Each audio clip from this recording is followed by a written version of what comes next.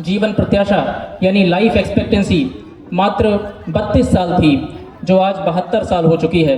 सन 47 में जहां 70% आबादी गरीबी रेखा से नीचे निर्वहन कर रही थी, वहां आज भारत की सिर्फ 15% आबादी ही गरीबी रेखा से नीचे रह गई है।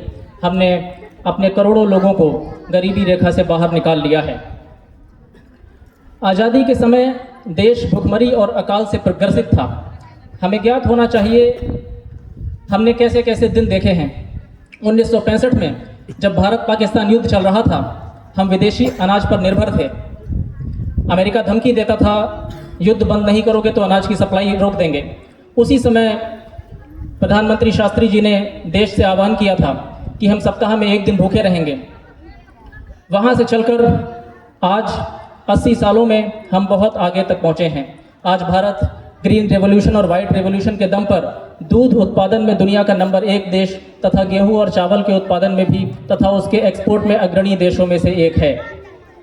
1960 के दशक में जहां हमारे वैज्ञानिक साइकिल तथा बैलगाड़ी पर रॉकेट्स के पुर्जे लेकर जाते थे, आज हम सब जानते हैं कि भारत चंद्रमा के दक्षिणी ध्रुव पर पहुंचने वाला दुनिया का पहला देश बन चुका है।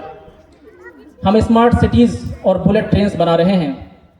आज़ादी के समय जहां लैंडलाइन फ़ोन मात्र कुछ गिने चुने रईस लोगों के पास होते थे, आज हर किसी के पास मोबाइल फ़ोन है और भारत का यूपीआई पूरे दुनिया का सबसे बड़ा तथा सबसे सफल डिजिटल पेमेंट सिस्टम बन चुका है। हालांकि रिचार्ज थोड़ा महंगा हो गया है, वो बात अलग है। दोस्तों, विद्वान जन कई बार भारत को डिस्क्राइब करने के लिए एक लाइन बोलते हैं, India is a country of contradictions, यानी भारत एक विरोधाभासों का देश है। India is a country of contradictions, जहां एक तरफ हमें इतनी बड़ी बड़ी उपलब्धियां दिखाई देती हैं, वहीं दूसरी तरफ एक ऐसा भारत है जो पूरी तरह से उपेक्षित है। जहां एक तरफ भारत चांद पर जा रहा है, जहां आंकड़ों में भारत विश्व गुरु बनने की ओर दौड़ रहा है, वहीं दूसरी ओर एक ऐसा भारत भी है जो बहुत पीछे है। ऐसे में अदम गोंडवी की गज़ल का एक शेर याद आता है, तुम्हारी फाइलों में गांव का मौसम गुलाबी है, मगर ये आंकड़े झूठे हैं, ये किस्सा किताबी है। कॉन्ट्राडिक्शंस ऐसे कि करोड़ों वोटों की गिनती 4 दिन के भीतर हो जाती है और चुनाव का नतीजा आ जाता है निष्पक्ष और नेताजी अपनी कुर्सी पर जम जाते हैं, लेकिन परीक्षाओं का परिणाम आने में सालों साल लग जाते हैं। डिजिटल इंडिया का इतना ढोल पीटने के बावजूद भारत के न्यायालयों में 5 करोड़ से ज़्यादा केसेस पेंडिंग हैं। यहाँ कोर्ट से फैसला मिलने में 15 से 20 साल लग जाते हैं। ट्रांसपोर्ट फैसिलिटीज़ की बात करें तो आप भारतीय रेलवे के जनरल कंपार्टमेंट में जाके देख लीजिए एक बार। मुझे लगता है एक ट्रेन के डब्बे आज पूरे भारत को रिप्रेजेंट करते हुए दिखाई देते हैं। जहां कुछ लोग फर्स्ट एसी में मज़े से सो रहे होते हैं, उसी ट्रेन के जनरल कंपार्टमेंट में खड़े होने की जगह भी नहीं होती है।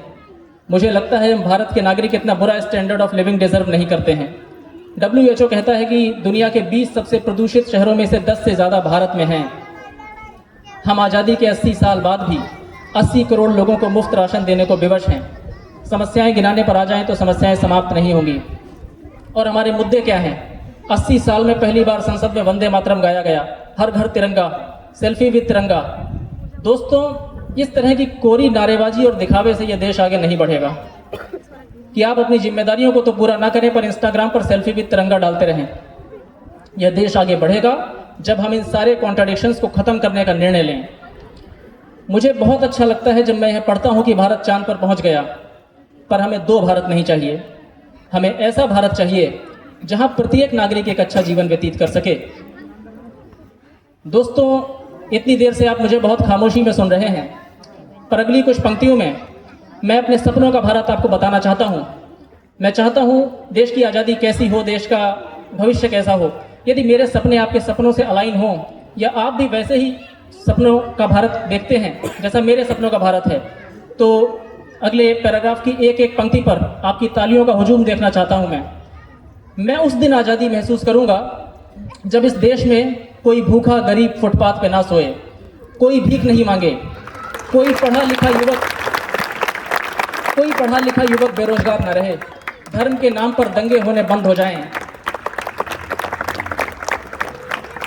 करोड़ों लोगों के जनधन खाते में कुछ धन भी रहे, वे आर्थिक सुरक्षा महसूस करें। पैसे के अभाव में किसी गरीब की जान ना जाए, हर नई परीक्षा का पेपर लीक ना हो, जहां अमीर गरीब के बीच की खाई इतनी बड़ी ना हो। सरकारी कर्मचारी इस मानसिकता से मुक्त हो कि सरकारी नौकरी आराम करने और भ्रष्टाचार से जेबें भरने के लिए होती है। उन्हें यह एहसास हो कि वे परमानेंट एग्जीक्यूटिव का हिस्सा हैं, उनकी जिम्मेदारी तो सबसे ज़्यादा है। दोस्तों, मेरा सपना बड़ा है, पर जब तक वे सच नहीं होते, सपने सपने ही होते हैं। आज़ादी से पहले आज़ादी भी एक सपना ही था जो देश की 35 करोड़ जनता ने देखा था। बच्चों, आज़ादी के इस 80वें स्वतंत्रता दिवस के अवसर पर मैं आप सबकी आंखों में एक सपना बो रहा हूं, क्योंकि दो हिंदुस्तानों के बीच की ये जो खाई है, ये खाई भरने की जिम्मेदारी आपकी है। आप अपने आचरण को इतना पवित्र बनाइए कि सिस्टम की कालिख आपको छू ना सके। अपने मन में दृढ़ संकल्प कर लीजिए और यह कभी मत सोचिएगा कि आप अकेले हैं, क्योंकि अंधेरा कितना भी घना हो, उसे मिटाने के लिए एक लौ ही काफ़ी होती है। आप तो सैकड़ों जलते दमकते दीप मेरे सामने बैठे हैं, जो भारतवर्ष को विरोधाभास के अंधकार को समाप्त कर उसे एक रोशन भविष्य की ओर ले जाने के लिए तैयार हैं। अब इन्हीं पंक्तियों के साथ अपनी बात को समाप्त करूंगा। ये है तो सबके लिए हो, ये जिद हमारी है, इस एक बात पे दुनिया से जंग जारी है। और दुआ करो कि सलामत रहे मेरी ये हिम्मत, यह एक चिराग कई आंधियों पे भारी है। धन्यवाद, बहुत बहुत।